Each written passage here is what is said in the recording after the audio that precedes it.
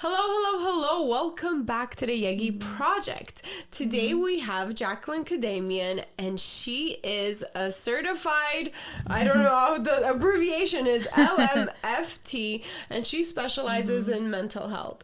She not only is an advocate for having a healthy lifestyle, a healthy mind in personal relationships and in business, but she also has produced a lot of journals where you can pretty much help yourself to a happier, better life. Hi, I'm Yegi. I'm an entrepreneur and success coach who wants it all. Family, luxury, career, and the freedom to do whatever I want, whenever I want. And I'll do whatever it takes to get there. I created the Yegi project to document my journey and inspire others to do the same. My mission is to change the world by influencing and leading others to do what they love and live fulfilled lives.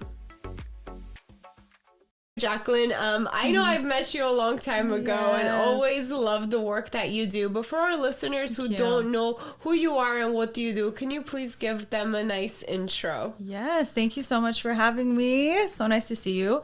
Yes, so you're right. I'm an LMFT, so licensed marriage family therapist. That's what it stands for. I suck at the very long. No, I sometimes even forget. And now I do more as an author and have a bunch of journals. So just really keep busy doing the therapy work and now writing, having courses. So it's been really fun to combine mental health added with courses business. into your God. program. Yes, I'm obsessed with entrepreneurship and finding different ways to build. So I definitely courses, podcasts like you, not as good as you, but podcasts, journals. Sure it's great, if not Thank better. you, love, coaching.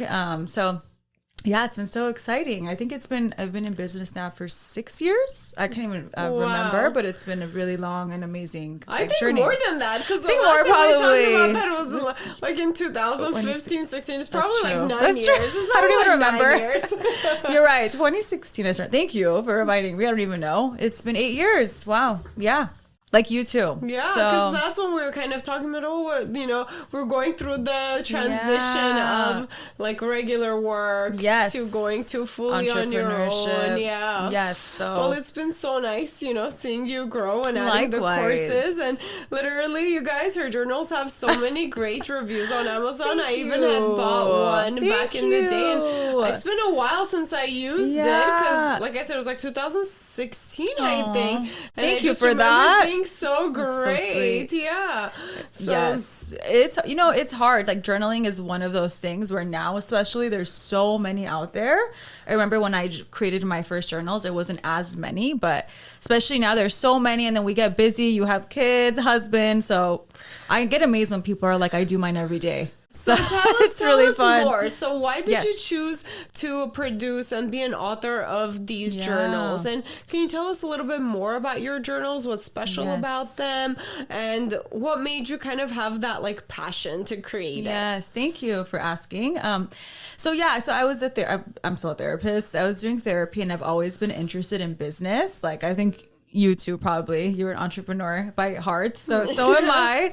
So always been really interested. But when I first started my Positive Soul page, it was just a fun quote page. I never imagined in a million years it would be a business.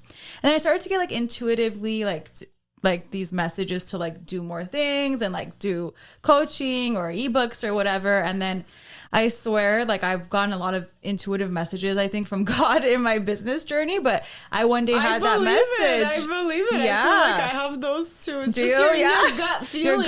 Your intuition. That's what it is. Exactly. And it's happened so much in my business and life, but I was driving one day and I just heard a voice say soul therapy is your next journal, funny. Which is crazy to say. It sounds crazy probably, but I was I think wow. It really happened. It happened, honestly. And it's happened with all throughout my business journey in all actuality. And then I just was I want to create a space where people can journal about different things and have a good outlet. And I created it never thought that it would get like so popular. And in the first few years, this is for everyone too, like it didn't of course sell that much, but I wasn't doing it for the making money or the selling really. I was really just passionate about it. And then one day, again, intuitively, I did something and the sales started to just like explode more. And now it's so nice to just like hear from people that it really does help them. And like, it just gives them a space, I think, to write and reflect and explore. So I really love journaling. And it guides, and the journals you created, it guides you, because sometimes you hear about journaling and you're like, okay, but what do I journal? Do I just like spill my guts out and just write everything that comes to mind, or am I gonna have like a questionnaire? And I think different things work for different people. So the guided journaling, I think it's really, really cool, because it guides you. You don't have to worry about, okay, what do I journal about? Like, is this really for me? It's just answer the question and see how you feel. See, that's how I know you know about this area, because when people think of journaling, they just think empty page or like the same prompt a day, which I'm not really a fan of those journals, even though some of them do excellent. But yes, I love the guided ones, because I feel like it gives you, it's like therapy in a sense where like the therapist asks a question and helps you explore. And that's what I wanted to do. Yes. And so it's like nice putting those together. So that was really like the whole thing behind it, of like, if I was a therapist and I was meeting with someone one-on-one, what questions would I ask them? So that's how really it was inspired. And then now I can't even keep track of the journals I have. I think it's like 10 maybe, but it's just so fun for me to create them.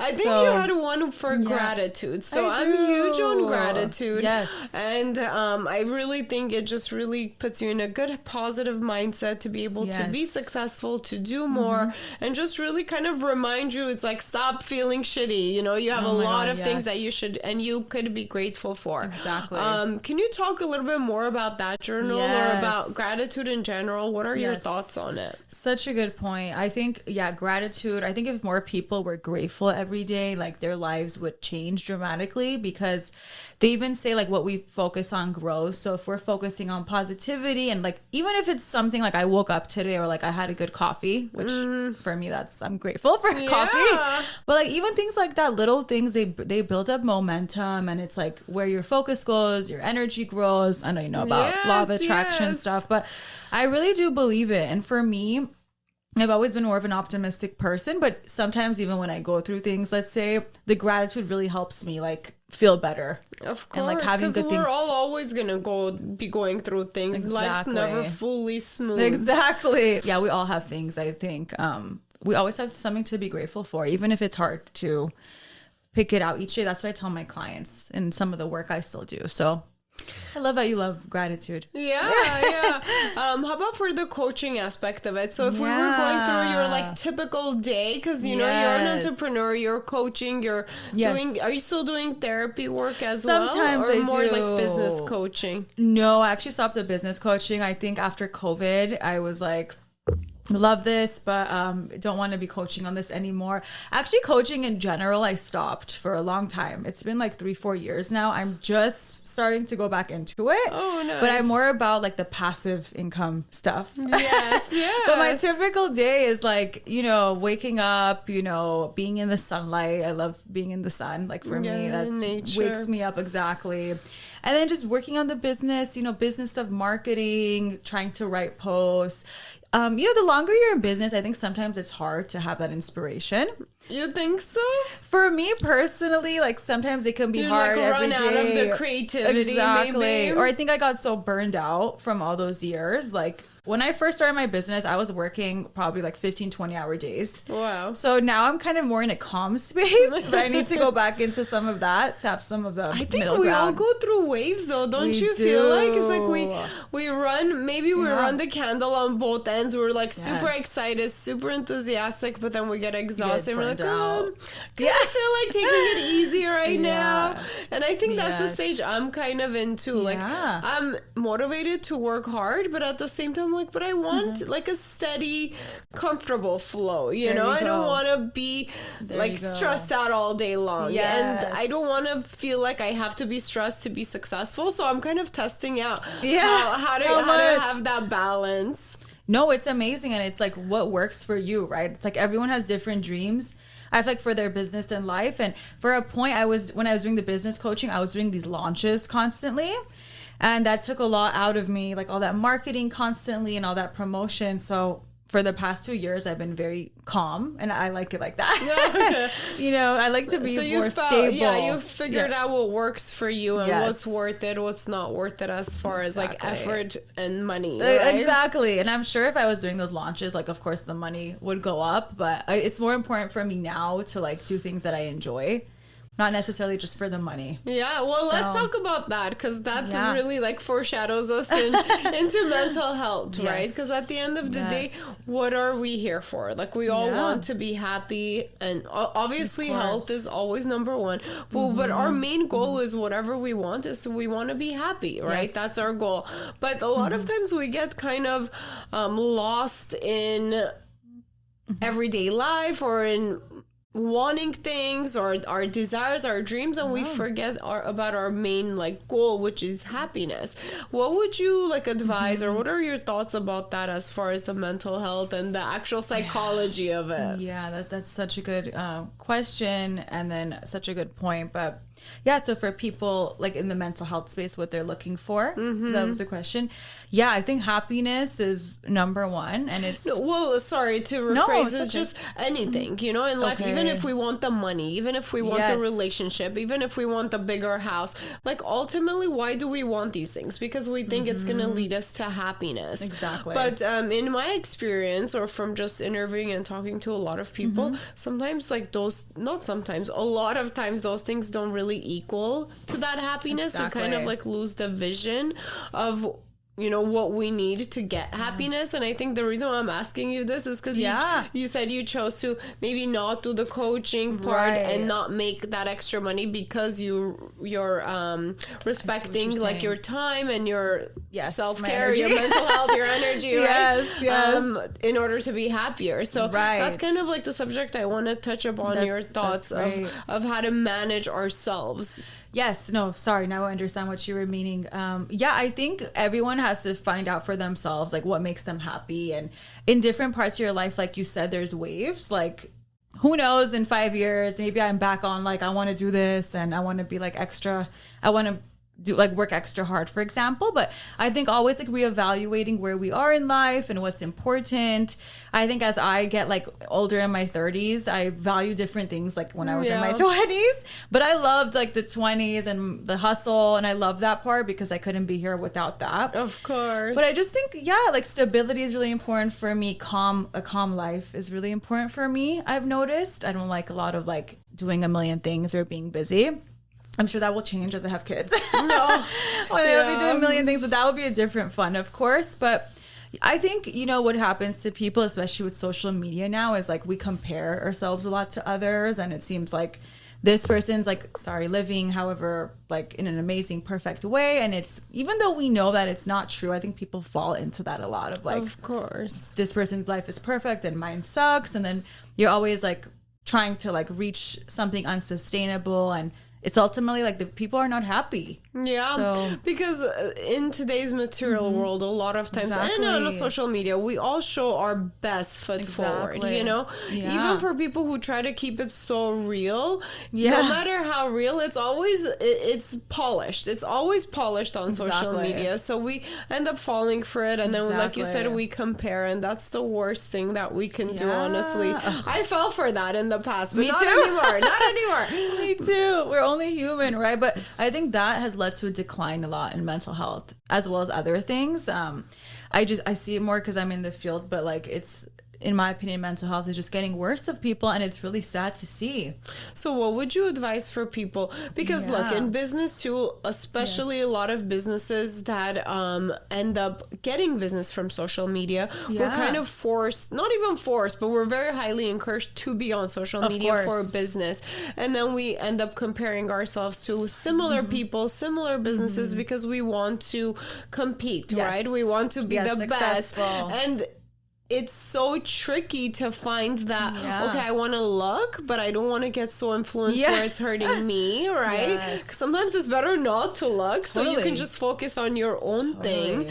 But what advice would you give to like young entrepreneurs or even young influencers who are like in that trap of comparing themselves to other people online. And some Yes. people even get discouraged and they're like, oh, I'm not even going to try at all. There's too much Exactly. competition. Exactly. No, that's such a great question, especially now. Like, there is a lot of competition, right? That's just a fact, but it doesn't mean that we can't all be successful. So I definitely do believe everyone can be successful, but my advice would just be to, like, honestly just be true to yourself. And if someone is triggering you, you can now mute their posts. Oh, I'm a okay. big proponent of, like, follow people who make you feel good.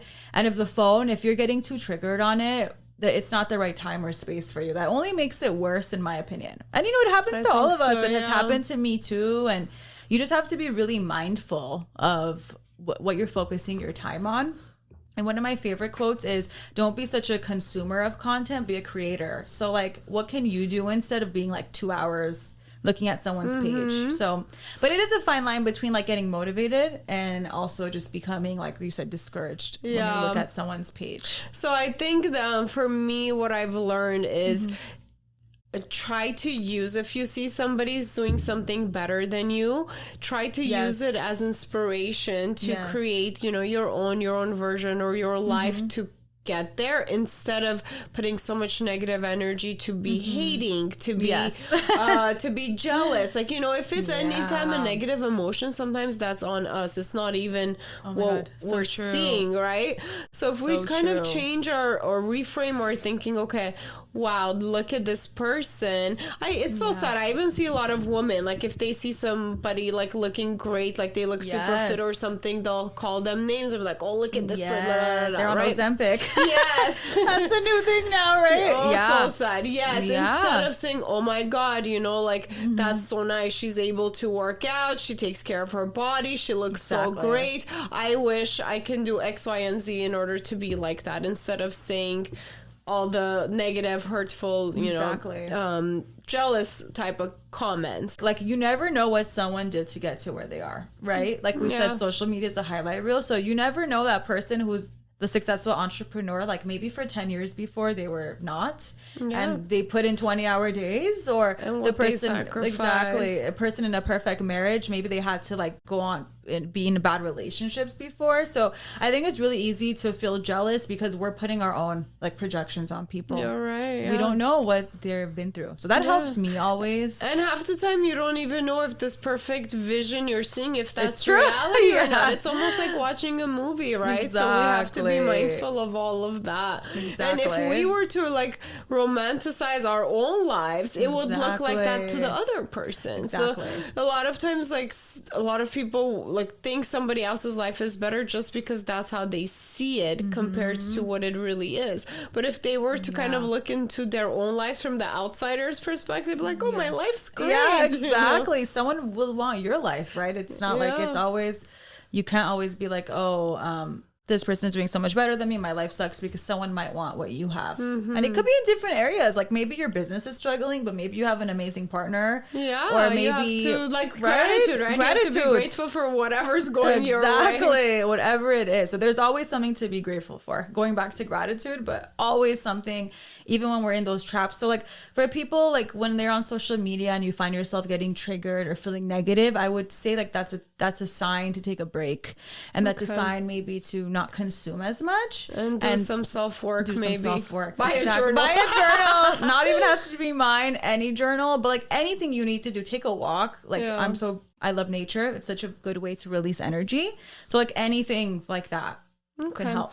Now, talking about journals, I'm very curious about the whole, because I've never produced anything, but you also have a course about self-publishing, right? You're so cute. So what was the process like? Because a lot of our listeners are entrepreneurs. I'm sure they're interested in producing their own material. What was that process like, from the idea to actually like writing to publishing? Like, it just sounds like so much if you don't know anything about it. Right. Oh my God. Great question. This is so fun. I could talk about this all day. It sounds like a lot of work. No, trust me. With everything you do, Yegi, you could do it. You could do it all in a day. But so I always tell everyone, because a lot of people come to me with that question. But so Amazon allows you for free to publish your journals, books, whatever it is that you want.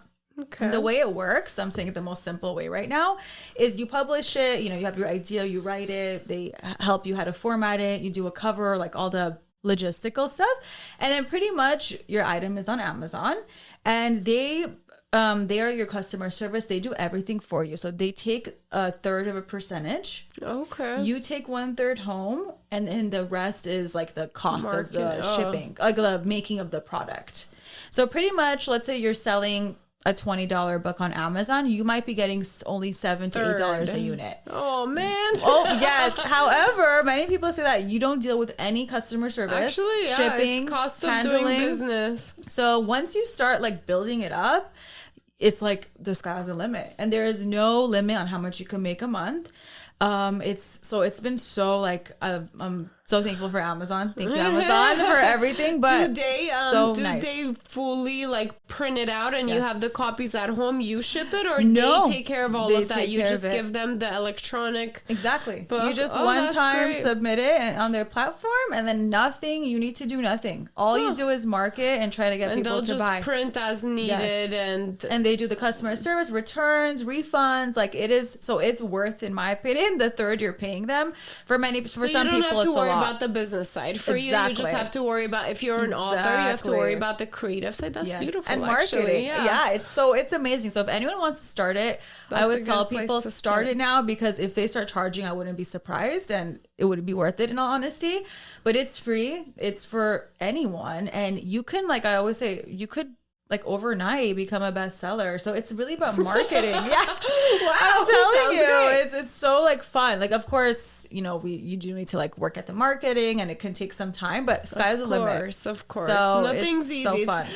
Those are the steps, but nothing's easy. Like what I've learned too is sometimes people think it's so hard to create the product, but sometimes creating the product's the easy part. And then selling it or getting the customers is actually the harder part. No, it is, especially now. Like we were talking earlier, I think people are spending differently too, so the marketing part could be tricky. Yeah, because people are trying to, we hear all these things about economy, save, hold on to your money, and all these things. So people are scared to spend that extra money on the things that may seem, luxurious or extra. Exactly. So it is a tricky time to be doing business. But you know what? In times of the economy like this, there's always people getting richer too. There's always people who get rich in a time like this, or who make more money. So I think we can all be motivated by that. But yeah, it is different. But hopefully in a few years, it's all back. Yes, it will. All back to normal. Sure. But it literally goes through waves. I think the best thing I've heard is the economy plus our life is like seasons. It's a wave. Yeah, it's a wave. It's like seasons. We go through summer, fall, winter. It's all of it. So we can't expect it always to be summer, sun shining. Everything's perfect, right? Yeah. I love summer. We have to go through the winters and also to appreciate the summers. But but like you said, a lot of people find a lot of opportunity. Like this is the time for us to kind of replan, regroup, like replant things if we need to plant new seeds. Oh, and like I love TikTok now, just for fun, even going on it. And I love now too, it's not like the curated Instagram profiles like of people where you need that in order to like make it or make something of yourself, but like regular people are just getting like huge on TikTok. Wow, and they're just making so much money and becoming influencers that way. So I do think now that's really cool for anyone who wants to like start their entrepreneurial journey of like there's so many other opportunities now. Yeah, you don't need to be perfect. There's always going to be opportunities. So we just have to look for them. Exactly. And just start. All right. So my next question to you is, what aspect of mental health do you wish more people knew about? Okay. That was a very good question. So I do think nowadays, sorry, it's going on a little darker side, but I do think like addiction and those type of issues are, first of all, they're growing like so rampant in all the countries, like in the world, United States, everywhere. I do think there's a lot more of that behavior now, and it's just sad to see, in my work with clients too. But addiction to like substances, even like gambling, pornography, everything. There's so many different things, but I think that area has exploded like crazy, and I think there isn't a lot of understanding about that and like how to get people help. So I would really like hope we could see some change there, but it's really hard, and it affects a lot of people. What are some resources for people who feel like they might have an addiction? Yes, and an addiction, you could even be to like social media or something, but there's a bunch of, let's say for substance use, there's a bunch of groups or different treatments people can get for free too online. I can send you some of the links later. Yeah, well, links stuff and like online now too, like there's so many resources, but I think a lot of people are living with certain addictions, and it does affect every part of your life, even if people think they don't. That's why I bring it up. So I do think if you're noticing a pattern maybe of addictive behavior or something, seek out maybe some help or understanding, because I've just seen it so much just kind of like lead to like decades and decades of it. Yeah, so, and it affects the lives of everybody around them too. And a lot of stigma around it. So I really think that is a major thing. And I think, as much as therapy is huge now and people love like therapy, culturally, there's still like a lot of work to be done, I think, like even in Armenian culture, for example, our culture. There really is. Yeah. So like people like are still feel like uncomfortable, let's say, like seeking out mental health. So I think that's another area too. Yeah, or they're embarrassed by it for no reason. Or have shame. I think it goes back to the social media thing we were talking about, where everyone's life seems perfect. So people feel like shame almost for having issues. But in reality, a lot of people do. Yeah. And it's sometimes the most perfect people you may think that have a lot of the biggest these issues. struggles. Yeah. Exactly. And they just need more content to hide behind. Exactly. So that's what I tell everybody too, is, just mind your own life. Try to keep your life to what makes you happy. Don't get influenced by what you think you want because you see it, in the online world. Because a lot of times we think we want something, but it's only because we've been conditioned and we've been almost like marketed to want those things versus to us like actually wanting it. And sometimes I have a battle in my head. So I have this battle in my head like constantly on and off. Like I'll go like 1 year thinking this way, the next year thinking this way, but it's about like luxury, like clothing and accessories. So I love nice things. I really do. And I do spend a lot of money on it. And then I'll have a battle in my head and be like, do I actually enjoy this item? Or have I been conditioned to want this because of, the celebrities, the people around me? Like, does this item really cause me happiness? Yeah. Or am I just conditioned to want it? So in the past, like once or twice, I've gone through a thing where it's like, no, I don't need any of this stuff, and I've sold all of it, and then I've accumulated more at the end. So I'm in a constant battle of, do I actually want these things because it makes me happy? Obviously, we don't need those things; they're not necessities. But do I actually want these things because they cause me some sort of happiness, or is it just a conditioning that? For no reason. Yeah, from society. And for no reason, I'm like trapped in this. Right. And could I be doing something better with my money, right? Especially in business and in investing for our future and retirement and all of that. Especially now that I have kids, it makes me think like twice. But anyways, that's my constant battle about like luxury goods. I think a lot of people too, right? It's like we see it everywhere, luxury goods. I love it too, of course, but I tell myself to in moderation. Like that was my goal of this year, with just even overspending. I noticed sometimes I could just overspend for no reason. It's like you said, why am I doing this? Soul therapy, exactly. Soul therapy. But you know what? Sometimes it does really make people happy. There's nothing wrong with that either. So it does, as long as I guess nobody's going out of their budget and going into debt, especially. Like you definitely don't want to go in debt to own like luxury goods just to show the community or the people that I could have do this. Yeah, just because you think you should, because that's what's been marketed. I think that's like the dumbest thing that we do. I've done it too in the past when I was younger, because everybody has like a brand name purse. Oh, I want it. I'm going to put it on my credit card. But if you have debt, I really don't think it's right for you to be spending that money on things you cannot afford, because you're just gonna be digging yourself in deeper and deeper holes, because then you're paying interest and it's just such good advice. About this for a long time, but it's such good advice, especially for younger, I feel like, people in their 20s or even younger. Like you don't want to do that. You don't want to dig your financial grave. You guys do not want debt with that stuff. Trust me. It just piles on too. So I agree. If it makes you happy, you can afford it, you work hard, it's so different from like if you trying to just get it to feel like like you belong or like something yes, like that. yes. But I'm like you, Yegi, where I've like sold so many stuff because I'm like, I don't want this anymore. And then I fight again. My brain, like I fight with myself all the time. You know, I say I'm not perfect, but like that's a battle I have all the time. Do I really want this thing? Even sometimes, like I've always been like, oh, I want my dream home, and my dream home is very extravagant. Yeah. Like I have a whole like I love that picture of it, and then once in a while I'll question. I'm like, do I really want this dream home? Because like it's gonna cause me happiness. Does it have a purpose? Because I have a place to live. Like we're comfortable. Or is it because I've been conditioned that we need to have like this big extravagant houses and cars and boat or whatever to be like at a certain social status, right? So it's just crazy. It's good like, you question it though, because I think a lot of people don't. They're just like, I'm just gonna buy it, and who cares?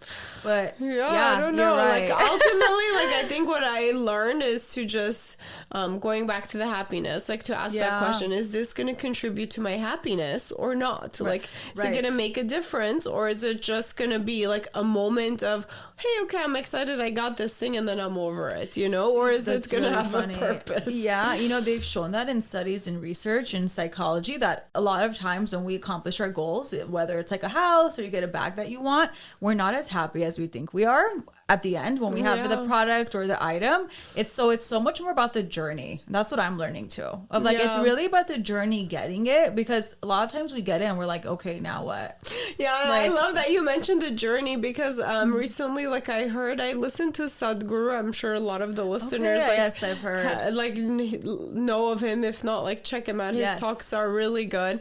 But literally, like he recently, it's in my head because it's okay. So what's the final destination? Like it's death, you know. What are we rushing to get to? So let's enjoy the journey that is our life. Like what the heck are we rushing to get to? At the end we're all gonna die. Like what's the point? We're not gonna take our house, our car, our whatever, money, like nothing. Our money, anything with us. Like we're just gonna be all part of the earth. No, seriously, that sounds very like... let's just enjoy the journey, right? Yeah, and it's so easy to like say that or know that, but it's so hard to practice that, to be in that moment, to be in that presence. And I feel like that's kind of what I've been working on too, because for a long time I've been very goal driven, and like you said, I would accomplish like one thing, super excited, then on to the next, but it was never like a constant satisfaction until like I got into that like being in the present stage. I don't know. Still working on it though. Oh, me too. Trust me. I think that's the one thing I've learned in the past few years of like, you can't control everything, and you have to really like be happy daily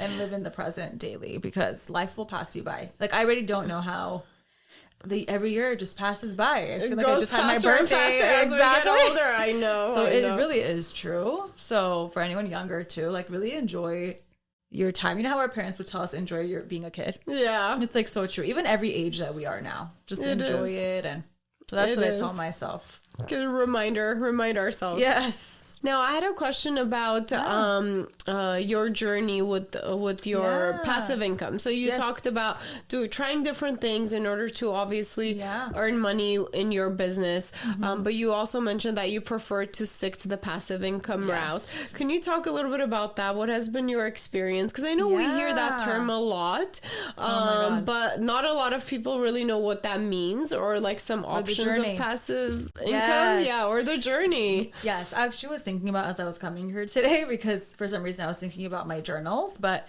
so for everyone who thinks it's overnight, number one, like an overnight success, it's not. Never is. My first ebook, I think I remember my first sale was $7, and I feel like I was like a millionaire. Yeah. It was like so much fun, right? Getting the first sale. But I think like the first few years of doing ebooks, not even like actual physical journals, I sold like maybe 50 copies or something. So it started very slow. It was like one intuitive thing after the other though that led to like where I am today. But even soul therapy, like the first few years, we sold maybe like 1,000 copies in the first few years, which is like, if you think about it, it's not really much at all, even though it's amazing. Yeah. But it was really then from them, like doing different things like Facebook ads or Instagram ads, like developing in different ways, trusting my intuition. And now here we are like 6 years later from when it was published. And now, of course, it's something different. I was able to market in a different way. But my whole point of saying it is like, it did take time and it wasn't like an overnight success. But if I'm being honest, my dream business has always been passive income. Like, I've never wanted to be coaching for like 20 hours a week. So I just was looking for ways to build that. And even if it started off slow, like, it's okay. It's better to start. And then I learned and it picked up in its own way. But so I wanted to tell people not to be discouraged if like they release something and it doesn't do well maybe at first. I think sometimes slow and steady is better than just having like a big chunk of sale and then you're done, and then you know, done, like the one-hit wonders. yes. But yeah, so passive income, there's so many opportunities now. Like, there's the publishing, there is courses you can do, like you can do groups. Now, like I was saying with TikTok, like they pay you for views, right? I mean, I'm not really sure how it works. Know. I'm like, I'm not I want to get into that. Yeah, but I know like the more content you create, you can like be part of programs and you just make money for getting views. For example, you can sell like TikTok shop. I'm talking about TikTok a lot because I've just been recently on it a lot, but so many opportunities. YouTube, like what you do. So like there's so many ways to build passive income, but it's really about what you like, because if you're not doing it for the right reason, I feel like it doesn't work. So it's really about like, are you genuinely into this? Like, I was genuinely into journaling and journals. Like, it was very, that's why you think that's why I think it worked. Exactly. Because it wasn't like a money thing of like, oh, of course you want to make money. Like, of course, like everyone in business does, but that wasn't the sole like intent of it. So I think it was very genuine. Yes. So that's my advice to people. How about as far as marketing? Because we talked about, producing the product, but as far as marketing, that's kind of the hard part to actually like, go from 1 sales to 10 sales to 1,000 sales. Right. Well, what are what's some advice you can give to our listeners who are kind of like stuck at, I don't know what else to do to sell my product. No, especially now, I think marketing is so different from like when I started out. There's so much more competition. So it can be like frustrating for people. But even if you have to start small, start small. Like, I started out with $5 a day on Instagram ads. And that's what led me to And you were setting it up yourself. I was doing it all myself. I was like, oh my God, I can't even tell you how many different ad SKUs I have. Like, even today, I still like do ads. I like make them for fun, even to test. But you have to be willing to like test things, to let things do its course. And then even if you don't have the budget for it, like even starting little, $5 a day, $10 a day, see how people are reacting. And also now, like, we are our biggest marketing tool, right? Yeah. So get out there, maybe do videos, whatever the case is, but like show your personality in the product. Yeah, I think that's the hard part. That's the hard part for a lot of people. From me talking to a lot of people, that's the hard part too, and it may not be right for everybody. But you're right. I think it's a big tool. If you can connect with people and show them who you are, they'll be more willing to buy from you, to want to support you. And like self-disclosure, I should be doing more of that, and I don't too. So I get it. I'm not saying it's easy for people. Like, I want to be doing more of that too. Like, I think some of us are just more like private, or we're not used to that, so it's harder. Yeah. But whatever, like you said, it doesn't work for everyone. So just have to find your balance. You know, some people prefer just to do voice, because you do a lot of voice podcasts too, right? I have a voice podcast for like 6 years now, and that's been really good for me. But also, like, your friends and family are who you start marketing to at first, right? They can be your biggest asset at first. Really? I don't know. No? I have a love-hate relationship with that. Yeah, I feel like they're the hardest critics. That's true. That's true, and they won't always support you. And it's discouraging. Yeah, and it's discouraging for that. So that was my experience. Although I love my family and friends, they're super supportive and they want to help you, but just naturally they end up being the worst customers. Like, no matter what, they end up being the worst customers, because you want to give them discounts, and they see you through different lens. They don't take you as seriously when you start out, at least. You know, that's actually a great and then they complain more if it's like a service or a product. So I don't know, like, actually, my personal advice here, right? Yeah. Depends on the business. You're so right, actually, because when I was even saying friends and family, like, I even mean like liking a post or something, or commenting. But like, yes, when you're in product space, it could be very tricky, like you're saying. Discounts. Yeah. The good thing with Amazon is I don't control discounts. So I could never be like, oh, I'll give you a discount. I would love to, but yeah, it could be tricky. But even like finding little ways, commenting on post engagement, that's marketing. Having people in like ways to engage with your stuff. But you have a good point too. That sometimes, but see, like you're right. You have to ask for help, and I think a lot of times that's what we're afraid to. Not afraid to do. We just don't put in the effort to ask for help. We don't want to. Like, you wouldn't ask your cousin, be like, "Hey, I just made a post. Like, I need things to get going. Can you do a comment?" Because you feel like. You feel awkward? No, I feel awkward like not too. even awkward. I don't know what the right word is, but you just it doesn't feel right to doing that. Like it feels wrong. But at the same time, like sometimes you do need to ask for help to get things going, to spread the word. It's not like faking a comment. It's more like, hey, can you like give me your genuine like comment to get things going? Sometimes people need a conversation starter. No, and funny enough, I'm not the type to really do that at all either. So it's funny I'm even saying it, but I know a lot of entrepreneurs who do. Yeah, and you'd be surprised how many people do. I know, honestly. At one point, we had done that with a group of entrepreneurs, and we were like, okay, let's support each other. And I thought this was an amazing idea. It was somebody else's idea, but I was in this group. We couldn't keep up with it because, you know, entrepreneurs, everybody's so busy and it's too much. And a lot of people are texting me like, hey, I just posted something. But I thought it was such a great strategy for somebody who is in the beginning phase, and that can find like a support group almost to encourage each other to be active on social media. And I think it was great. Like I wish I could go back and do it, or I should do it now again. But yeah, I think that's like a good idea of way to build. Right. There's just one idea. I'm not saying this works for everyone, but they're just ways to show there's a unique different ways. And what fits your personality? Like that's a big deal for me too. Like I wish I could be that type of person, but I can't. Yeah. So for you, for marketing, going back to marketing, you did more like Instagram and Facebook ads. That's your platform. Like that's how you did most of your marketing. And I was a lot more active. Creating. I was a lot more active back then. Creative posts, content. I would do like a new post every day. So I really like did writing stuff more, like captions, things like that. So podcasts, emails. So that's for someone like introverted like me. That's really good. And like. What do you think was the best tool for you? If you can pick one marketing tool that you think made the most sales for you, which one would you pick? Well, I have to say Instagram ads for sure. And thank you, Instagram. Very thankful for you, even though you get a lot of my money, but it's worth it. Instagram, Meta, whatever. But I would say definitely that. But it was a build up to that. It was like a lot of years writing content, emails, podcasting, and then when I was ready doing the Instagram ads, I think that took it to the next level, really. But yeah, like all of it ties in together, and everyone's like marketing will be different, right? Like I can't tell someone. So what to would you say like don't overthink it? Yes, like what feels good for you, and like sometimes it might not make sense, right? Like go off with your intuition.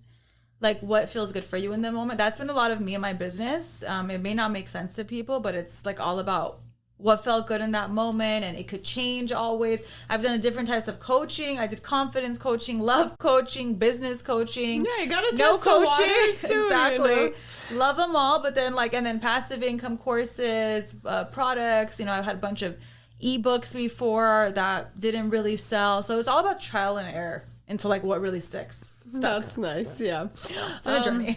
Now we talked about happiness a little bit, but I love asking my guests, what does a happy and fulfilled life look like to you today? Yes, that's such a good question. So definitely for me, like calmness, stability is important. Like I was saying, like having a really calm, stable day is important. Connection to like people, like loved ones, friends, family, that's really important. To me, like nature is really important, like being out, you know, in nature is like a big value of mine. But the older I get too, it's just like good people, like good connections, but also like being fulfilled in my work. I love to work as well. So just all of that stuff make me happy, and like being a good person. I know it sounds very cliche.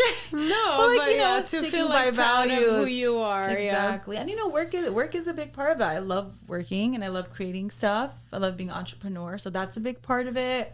But also like relationships and all that of course. Self-care. Of course. Relationships, having good, healthy relationships could make or break you. It's like priceless. Exactly. So now, what's next for soul therapy? Yeah. Do you have any future plans, or you're just writing the course now, and you said you want to be calm, and you're at that like stage of your life where you want to just enjoy the passive income. Exactly. Well, I have 4 editions of it. So I create a new edition almost every year.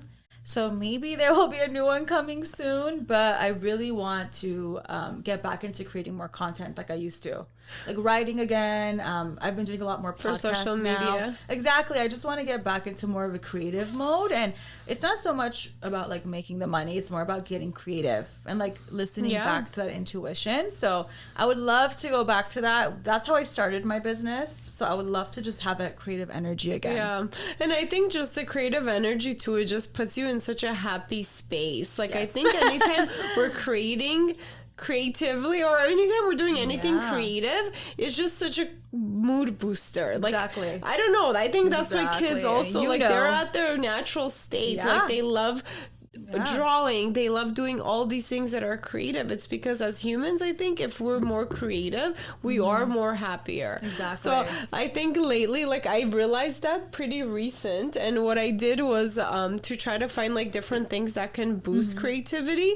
And it's like, okay, take like a pottery like class or whatever it is, you know. I haven't acted on it much yet, but I want to test it out. Like that would be one of my projects on the Yegi project. It's like I want to test out doing these different creative things that are like totally not related to my business to see like what happens. Right. That's the fun. Like that's the fun part, you know. Sometimes it's those things that like will lead you to somewhere like good for your business even. And then I think when you're at your calmest, you know, that's what they say, like that's when you get the best ideas, is when you're at rest. Yes, definitely. But I think I've been like this for a few years now, so I'm kind of ready also to go back into like creating more.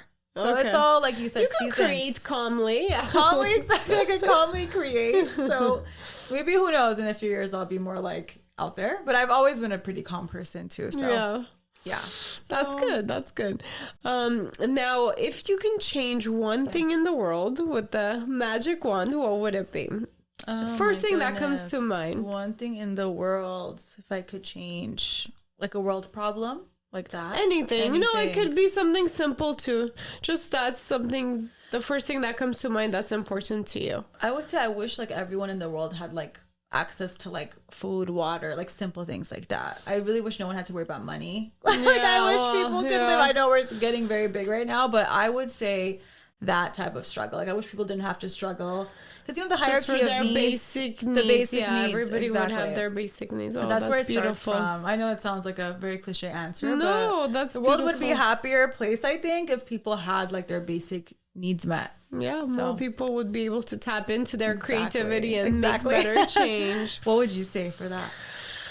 Oh boy, well for me, it's fine. I've thought about all these like a long time. I've worked on myself, but for me, that's what it was. I would wish everybody would do what they love, so then they can, like, that was my whole purpose from the beginning. Like, I want people to do what they love and make money doing what they love, so then they can be happier. Because, you know, if we're happier and we're doing what we love, we're just going to be better humans and better people. And then we can, you know, just less problems in the world. Exactly. And everybody can do what they can do to change the world, make it better, and be happier. I think my goal for the longest time is like, I just want people to be happy. Like, why can't people just be happy and good, right? Because if we're all there, like, there'll be really like no problems. Like, when have you seen a happy person really cause problems? Like, they don't. Like, even if there's a problem, they'll be like, it's gonna be fine. Exactly. How can I help you? You know, it's not. They're the ones giving solutions. No, that's so good. It sounds cliche to people, but like happiness is truly the goal. And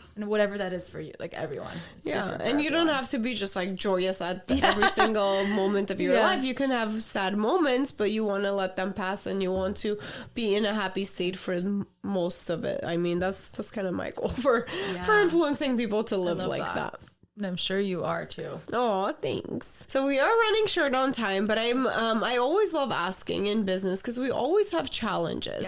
And the hardest part is to try to push through them, overcome them, to eventually, you know, get on the path of success again. So what is one of your biggest challenges you had in your business that you had to overcome, or that you currently having and are working on overcoming? Yeah, no, it could be a current thing too. But the biggest one that has always been is I've been a very private person. So putting myself out there has always been like your biggest face challenge. out there, or just your personal life goal? Personal life stuff, like more than how influencer content is. Like I'll never forget, I was working with a coach once, and he was like, if you did this like X, Y, and Z, you'd be so like successful or whatever. Like you have to put like everything about you like out there. I was like, I just can't do that. Like it doesn't feel authentic. Yes. So like for me, I could do videos. I'm so comfortable like recording stuff or podcasts, whatever. But I think day to day consistently, that is hard for me because I'm a very private person. Yeah. So it's a balance with being like on social media, but also wanting to keep it's like it what private. to share and what not to share. I know I've actually had a lot of challenges with that too, and it has held me back with certain things too. Me And too. I don't know if I fully have found like the answer. You know, with my beauty business, it was easy because the content is very specific to eyelash extensions and beauty, and like it's so specific, and that's what I talk about. That's what people care about. But when it comes to the podcast, and because this one ties in personal stuff too, because you know, I'm talking about my project to influence other people to live better lives too. So it's like hard finding that balance. Okay, how much of my personal life do I want to share? Because it not only affects me, it affects the people I'm talking about, my friends, my family, you know. So it is very challenging, and I, from what I haven't been able to fully practice it, but from what I've been told too, it's like just share what you feel comfortable sharing, and don't share what you don't want to share. It doesn't have to be everything. I think sometimes we get stuck thinking, I have to either like not share anything at all or share everything. Yes. And I think like once you realize, you're like, well, yeah, like I could do that. Like I don't have to share everything, but I can share the parts. I can share the parts that I feel comfortable sharing, and you know, certain things you don't have to go in detail. But I totally get it. Oh my like God, that's a constant thing. I think we need to like find a friend to push us to do it. That's what I advise people to. I'm like, find somebody who's gonna just like push you, and you're gonna push them back, like hold each other accountable to just go for it. Exactly. And kind of like click the publish button for you or post for you instead of you posting, because you know, sometimes when you rewatch it too, you're like, oh, I don't know if I want to post this. Like I don't look good. I used to do it all the time. Like I don't like how I look here, blah blah blah. But I would just post it. I was like, I don't care. But yeah, that's always been something for me too, and I continue to work on it. But I guess it's evolving, because how did you so that was your biggest challenge? Did you overcome it, or you're still working on it? Yeah, so we're still working on it. You know, when I was a private when I was not private, I was anonymous. It was so easy for me to just post more, share stuff. I think you remember I told you. I was anonymous for like 2 years, and then I was like, let me just make this a business. Like, let me just show myself out here. And nothing even bad, but I just think it's a personality where just like being seen is like, it could feel like very overwhelming and pressured of like, okay, are you going to be okay with this person knowing this or whatever? So it's really to balance that out. So it's a work in progress, but that's why I would say, like, compared to other people in my space, I'm way more private. And that's fine for me because I just feel more comfortable that way. But I would like to like be more out there. So finding that balance is an ongoing thing for me. Yes, I think same. I think I've been better at sharing more personal stuff without thinking, oh, I have to share every single detail. Just share what I feel comfortable sharing. And I think we started that with the podcast. I still haven't fully been oversharing like on social media, just because I haven't had the time or energy to do it. But at least like in the beginning of the podcast, that's how I started. I was like, okay, we're just gonna give a quick summary of what's going on in my life. You know, your podcast has been great. So congratulations. Thank you. It's definitely, you know, team effort with Elise, and it's been amazing. A lot of effort with our guests too. We can't do it without our guests. So thank you. So before we close, please tell people where they can find you and your last words of encouragement. So you guys can find me on Instagram, +3_soul. And then positivesoul.net. You can find me, or on Amazon if you type in my name or Positive Soul Journals. I will link everything below. Yes, and my last words of encouragement would be to just be in the present moment. Yeah. Like we said, stop trying to rush, get to things faster, enjoy the present moment. I would tell myself this too, of course. And just trust the timing. Just a reminder. Definitely trust the timing of your life. Things happen when they should, and it's important to just enjoy the present, to find joy in everything. So that's been my lesson, and I hope others can also be encouraged by that. Well, I love that. And thank you, Jacqueline, again for coming out. It's so nice having people here in present and not only doing the podcast virtually. Thank you to our listeners for tuning in. Please ask any questions you guys have in the comments below, and we'll be more than happy to get to you. And until next time, bye. Thank you for listening. Please rate and review this podcast. Follow and engage with us on social media under the Yegi Project. And if you're interested in being a guest, email info@theyegiproject.com. And don't forget to subscribe so you don't miss out on any future episodes.